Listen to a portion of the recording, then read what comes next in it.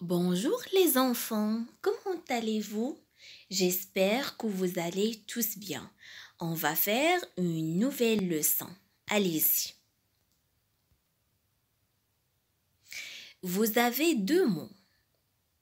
Le premier mot, vieille. Le deuxième mot, ancienne. Essayez d'observer ces deux mots et dites-moi qu'est-ce que vous avez remarqué. Est-ce que ces mots se ressemblent-ils? Est-ce que ces mots se prononcent de la même façon? Non, ils ne se prononcent pas de la même façon. On a vieille et on a ancienne. Est-ce qu'ils ont le même sens? Ont-ils le même sens? Par exemple, ma grand-mère a une vieille maison. Elle a une ancienne maison. Mon grand-père a acheté une vieille voiture. Il a acheté une ancienne voiture. Oui, ils ont le même sens. Ces deux mots ont le même sens. Comment on appelle les mots qui ont le même sens? Vous savez? Oui, ce sont des synonymes. Répétez, des synonymes. Bravo. Mais qu'est-ce qu'un synonyme? Un synonyme, ou bien le synonyme d'un mot, est un autre mot qui a le même sens, ou bien un autre sens voisin.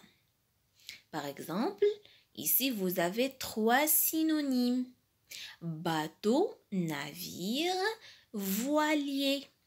Je peux dire bateau, je peux dire navire, je peux dire voilier. Ce sont des synonymes. Ce sont des mots qui ont le même sens. D'autres exemples. Elle offre des cadeaux. Elle donne des cadeaux. Je peux dire elle offre, je peux dire elle donne. Par exemple, ma sœur offre un cadeau à sa copine. Je peux dire aussi ma sœur donne un cadeau à sa copine. Donc ici, ces deux verbes ont le même sens. Ils ont le même sens. Ce sont des synonymes. Je peux dire elle offre, je peux dire elle donne. Donc je peux employer les deux. Je peux utiliser les deux. Il habite dans une villa. Il habite dans un pavillon. Ici, on a deux synonymes. On a une villa et on a un pavillon. Mets le vase sur la table. Pose le vase sur la table. Je peux dire aussi, mets le cahier sur la table. Pose le cahier sur la table. Mets le stylo dans ta trousse. Pose ton stylo dans ta trousse. Ici, on a deux synonymes. Il fait des photos de tout ce qu'il voit. Il photographie tout ce qu'il voit. On a aussi deux synonymes. Ici, vous avez quatre synonymes. Vous avez satisfait, content, joyeux et heureux.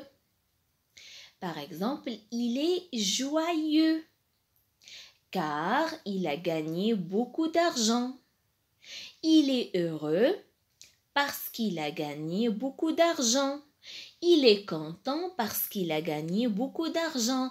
Il est satisfait parce qu'il a gagné beaucoup d'argent. Donc, j'ai le choix. Je peux utiliser joyeux, je peux utiliser heureux, je peux utiliser content ou bien satisfait. Ce sont des synonymes. Ce sont des mots qui ont le même sens. Quand je dis il est joyeux, c'est la même chose quand je dis il est heureux. Ce sont des synonymes, ce sont des mots qui ont le même sens. Moi, j'ai le choix. J'emploie ce que je veux. Mes élèves, j'espère que vous avez bien compris la leçon.